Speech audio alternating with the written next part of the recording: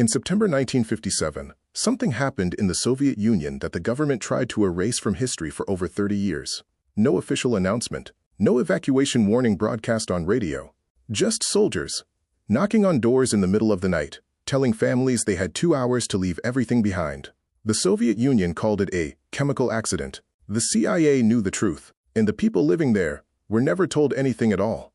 This is the story of Kyshtym, the nuclear disaster that the USSR buried and that the West almost missed entirely. Oh, understand what happened. You first need to understand where it happened and why that place didn't officially exist.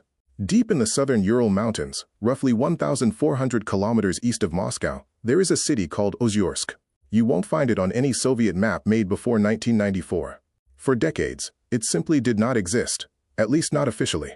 The city was built in secret starting in 1945, immediately after the United States dropped atomic bombs on Japan. Stalin's response was immediate. The Soviet Union needed its own nuclear weapon, and it needed it fast. Zhores, then known only by the codename Chelyabinsk-40, was built for one purpose. It housed Mayak, the first and most important plutonium production facility in the Soviet Union. Mayak produced the plutonium for the Soviet Union's first nuclear bomb, tested in 1949. It was the crown jewel of the Soviet nuclear program. It was also, by the mid-1950s, one of the most contaminated places on Earth. Because from the very beginning, Mayak had a problem it couldn't solve. Nuclear production generates massive amounts of radioactive waste. And in the rush to catch up with America, the Soviet engineers made a decision that would haunt the region for generations. They dumped the waste directly into the Teka River. For years, villages downstream had no idea. People drank the water. Children swam in it. Fishermen ate what they caught. The river ran through over 30 villages and towns. Nobody told them anything. By 1951, the contamination was so severe that the Soviet government quietly began relocating some villages. Again, without telling residents the real reason. They were told it was for agricultural development. The truth was that the people living along the Teka River had already received radiation doses that, by today's standards, would trigger immediate evacuation. But the worst was still coming. September 29, 1957. Sunday evening. Inside the Mayak facility, technicians were monitoring storage tanks, large underground containers holding thousands of tons of high-level radioactive waste. These tanks required constant cooling. The radioactive material inside generated heat as it decayed, and without cooling, the temperature would rise. Tank number 14 had a problem. Its cooling system had been malfunctioning for months. The repair had been delayed. In the culture of Soviet industrial management, admitting a problem meant admitting failure. And admitting failure had consequences that went far beyond a bad performance review. So the problem was noted, logged, and not fixed. At 4:22 in the afternoon, the temperature inside tank number 14 reached a critical point. The dried radioactive salts inside ammonium nitrate and acetate compounds mixed with nuclear waste underwent a chemical explosion. The force of the blast was equivalent to approximately 70 to 80 tons of TNT.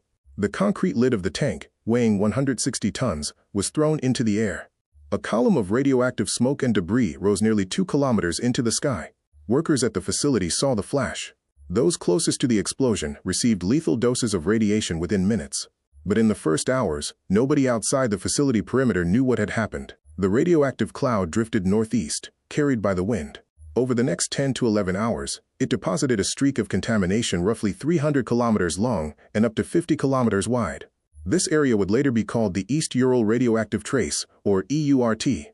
Approximately 270,000 people lived within this contamination zone. The Soviet government's response was not to warn them. The evacuation, when it finally came, was slow, chaotic, and deliberately unexplained. Military units moved into affected villages, starting in the days after the explosion. Residents were told different stories depending on where they lived. Some were told there was a risk of chemical contamination. Others were told it was a military exercise. A few were told nothing at all, just that they needed to leave. One of the most documented cases is the village of Berdyansk. Residents were given 2 hours to gather their belongings. They were told they could take their documents and their valuables, but not their livestock, not their furniture, not their food. Everything would be taken care of. When some villagers tried to return weeks later to retrieve possessions, soldiers turned them away. Everything had been buried or burned. The Soviet government classified all information about the explosion at the highest level. Doctors treating patients in the region were not told the cause of their patient's symptoms. They were instructed to record radiation sickness under other diagnoses: anemia, vegetative dystonia, a vague category called special disease. The real cause was not to appear in any medical record.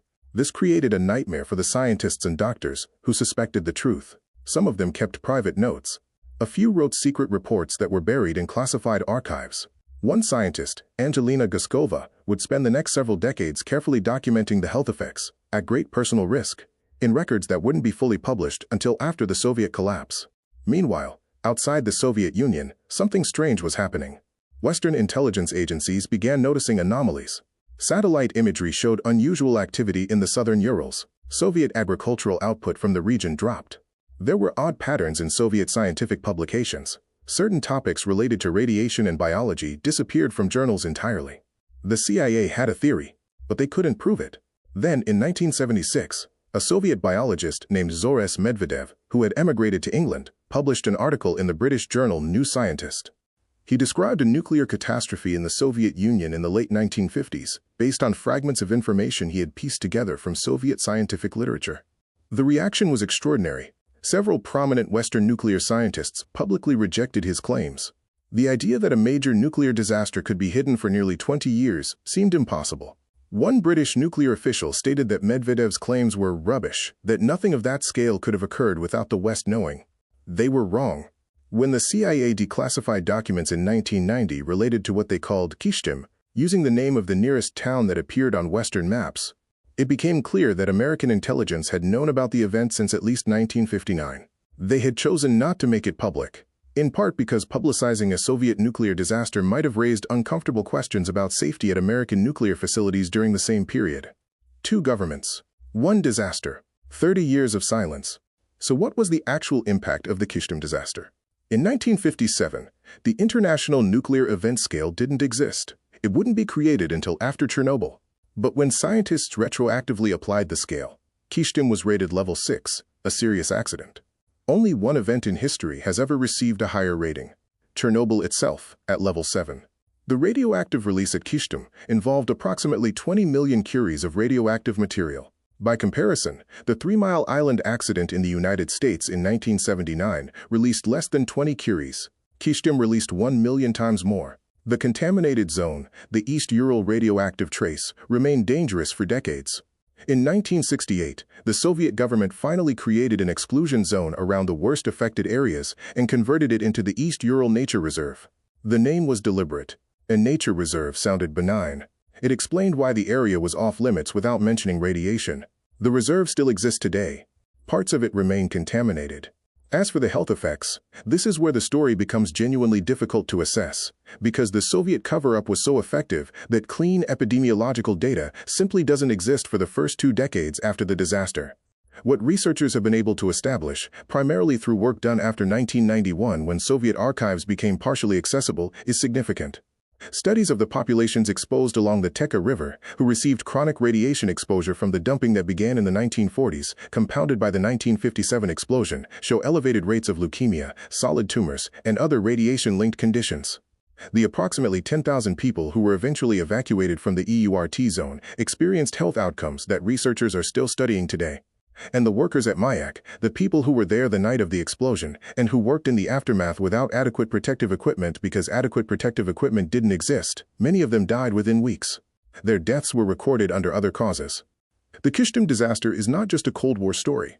It's a story about what happens when institutions prioritize secrecy over safety, when the cost of admitting a problem is higher than the cost of hiding it. The cooling system on tank number 14 was broken for months. Everyone who knew about it understood the risk. Nobody fixed it. Not because they didn't know how, but because the system they operated in made honesty more dangerous than silence. That dynamic is not unique to the Soviet Union. It is not unique to the 1950s. What makes Kyshtym different from most industrial disasters is the scale of the erasure. Entire villages removed from maps. Medical records falsified. Scientific publications purged. A generation of people who got sick and died without ever being told why. The scientist Angelina Guskova, who spent her career documenting radiation sickness from MIAC, said in an interview late in her life that the hardest part was not the science. It was knowing that the people she was studying, the workers, the villagers, had never been told the truth about what had happened to them. 30 years of silence.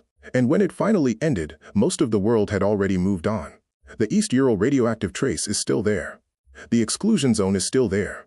The contamination in parts of the Teka River is still measurable. And in Ozyorsk, the city that didn't exist, people still live and work today. Mayak is still operational. Some secrets, it turns out, are never fully declassified. If you want to go deeper on this story, the CIA documents are publicly available on the agency's declassified reading room. Medvedev's original 1976 article has been reprinted and is accessible online. And the work of researchers like Mira Kosenko and the Southern Urals Biophysics Institute, while difficult to find in English, is some of the most important epidemiological work done on radiation exposure in the 20th century. If this video was useful to you, consider subscribing. There are 9 more stories like this one that most people have never heard.